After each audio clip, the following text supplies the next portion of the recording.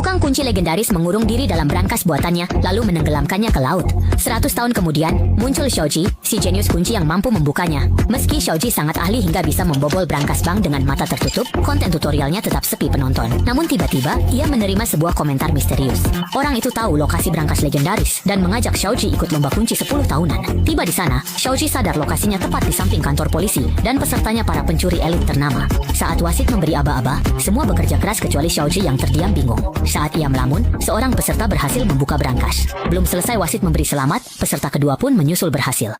Lalu peserta ketiga pun berhasil, hingga tersisa satu slot terakhir. Barulah Xiaoji teringat tujuan kedatangannya. Ia pun segera menyesuaikan diri, memutar kenop brankas, dan langsung mendapatkan slot keempat. Selanjutnya adalah babak semifinal, di mana brankas yang digunakan jelas jauh lebih rumit. Para peserta harus benar-benar memasang telinga untuk mendengarkan suara roda gigi. Dalam suasana yang tegang ini, pria berambut panjang tersenyum licik dan menjadi peserta pertama yang berhasil membuka brankas, diikuti oleh Xiaoji. Wasit pun tampak sangat terkejut. Xiaoji masuk ke final. Staf mendorong brankas ke arena yang jauh lebih sulit. Wasit menyatakan kemungkinan imbang, tapi si rambut panjang tersenyum remeh dan menantang Xiaoji. Saat mulai, ia sadar brankasnya kedap suara, hingga bunyi roda gigi tak terdengar. Ia pun memakai stetoskop. Xiaoji geli melihatnya. Ia mengulurkan tangan dan struktur brankas terbayang jelas. Saat penonton menanti, Xiaoji malah mengajak pria itu mengobrol. Pria berambut panjang kesal dan menyuruh Xiaoji diam. Sisa 30 detik, Xiaoji baru bergerak. Sekali putar, kunci pertama terbuka, membuat si pria melongo. Putaran berikutnya membuka kunci kedua. Brankas rumit itu pun terbuka mudah. Xiaoji lalu menyuruhnya rajin berlatih, membuatnya makin kesal dan ingin menyerang. Tepat saat penonton bersorak, seorang wanita muncul dari kerumunan, seketika mengubah hidup Xiaoji.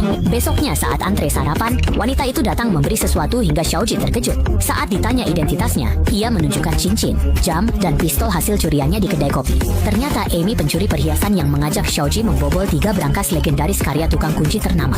2 dari 3 brankas ada di bank sebagai penyimpanan utama, artinya mereka akan merampok bank. Xiaoji bersemangat karena bosan hidup monoton dan siap ikut Amy beraksi besar. Mempertimbangkan pemula, Amy memilih bank terkecil.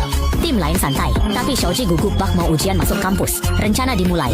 Xiaoji menyamar jadi warga biasa, masuk bank, lalu pura-pura sakit perut ke toilet. Tak lama, Amy menyusul. Saat satpam membantunya membawa barang, Amy mengalihkan perhatian dan dengan cekatan mencuri kunci satpam itu. Lalu, ia beralasan ingin ke brankas dan mengikuti manajer ke area bank. Si hacker lalu menyamar jadi bangsawan Prancis. Hanya manajer bank yang paham bahasa Prancis. Usai mengalihkan perhatian manajer, Amy ke toilet menemui Xiaoji membawa kunci curian. Keduanya lalu ke ruang bawah tanah untuk aksi Xiaoji. Di depan brankas Rheingold, Xiaoji memutar lagu klasik sebagai penghormatan sebelum membobolnya.